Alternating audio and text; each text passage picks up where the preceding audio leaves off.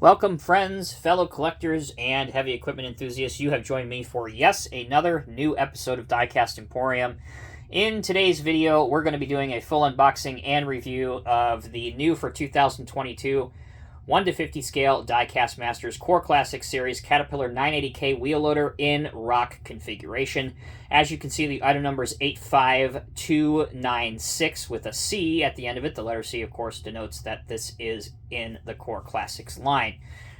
So, for those that are new, that may not be familiar with the different series that Diecast Masters offers, Core Classics is a slightly more affordable line, while still at the same time retaining the value and collectability of the Highline series models.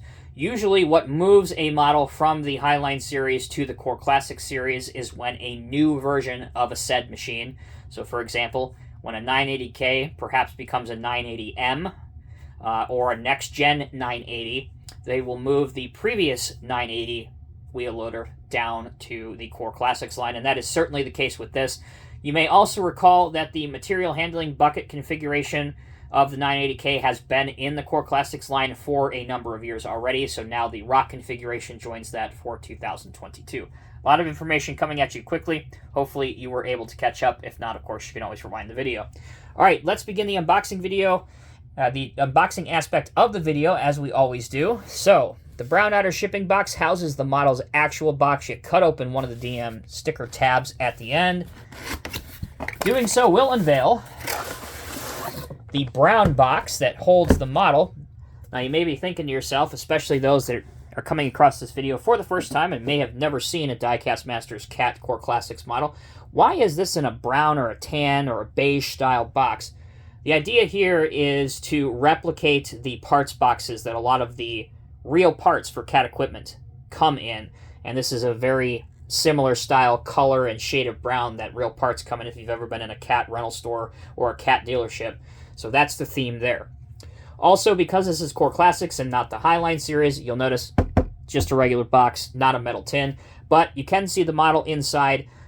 For longtime collectors, hard to imagine that we're going on 10, 15 years, maybe even a little bit more than that when you want to go even before Norscot.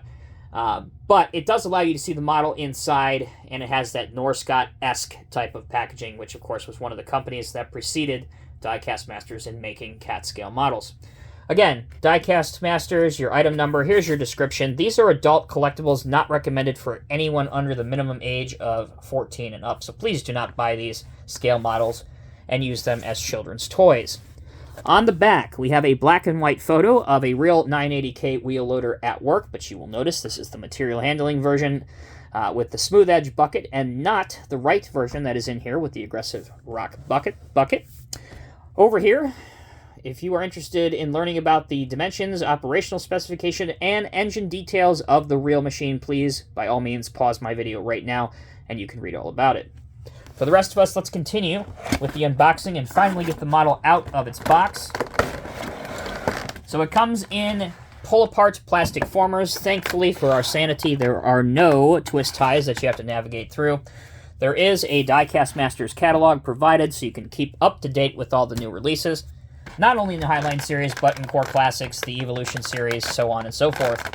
Pull apart the plastic formers, just like that. Carefully lift up on your model, and there you go. Just like that, your 980K is out of the packaging and ready to be displayed. Continuing on with our review by taking a look at the decals and details. This model is very similar to how it was several years ago when it started life off in 2014 as a Norscot model. Then a year later, in the middle part of 2015, when of course Diecast Masters bought out not only Tonkin and Norscot to become the sole company to produce mass-scale models for Caterpillar. Obviously, it transitioned to the Highline series at that point, and now, again, this version is in the Core Classic series. So, if you are a completionist and you collect everything that Cat does in 1/50th scale, this is now the third version of the 980K with a rock configuration bucket on it. So there you go. The hand and grab rails and the railings outside the cab, these are all thin into scale, but as you can see as I flex them, they are still as flimsy as they ever were, which is a bit disappointing. I was hoping that maybe the third version of this, even though it is in the Core Classics line. If they would have just made these metal, it would have added so much more to this model. But again, you can only do what you can do. The mirrors do have a silvered finish on them with paint. You can see that there. There's a beacon light up on top. You have an air cleaner and an exhaust. One of the high points for this model, in my opinion, are the black hole decals that are used for the venting on top of the engine cover. They are not perforated. Obviously, that means also they're not see-through, but it does give you the illusion of depth, and it's a nice decal instead of just leaving this all cat yellow, which on the first version of this model, the Norscot version, this in fact was all just yellow, and it didn't even have this decal on it. So that was one improvement that I liked that Diecast Masters made. On the back, there is the cat logo, a plethora of additional decals for lights and reflectors, and there's even a simulated tow hitch on the back, located right here, that is also drilled all the way through. The right side of the machine, very similar to the other side. There is an additional component on the right side of the cab here, probably an air conditioning unit. There is also some warning labels and signs on both sides across the articulation joint. The wheels, the hubs themselves are plastic and slightly off color to the die-cast yellow components. You can really see how well that comes across on camera. So this is where the model deviates greatly in terms of its material handling brother, and that is the rock configuration bucket. This is not a smooth bucket. Obviously, this has a series of 8 teeth. You have the paneling up here on top, the rock guard up on top. These visibility perforations, in fact, are not drilled through, but as you can see, at least an attempt was made to have a visibility guard up on the top portion of the bucket. Here's your lights, your cylinders for your Z-bar linkage, all that fun stuff that you'd find on most any of today's wheel loaders. And that brings us back to where we started. So that is the decals and the details. Let's continue on our video with the functions of this model. So for the functions, this is a rubber-tired machine. So let's see how well it will roll. The wheels roll well enough, no complaints there. The machine steers by articulation, and I'm happy to report that the range of articulation, so the steering angle, is actually excellent on this model. You can achieve an aggressive turning angle and a turning radius without any issue whatsoever. However, still, 3 versions of this exact same model later, there is absolutely no rear axle oscillation, as there should be on every modern wheel loader.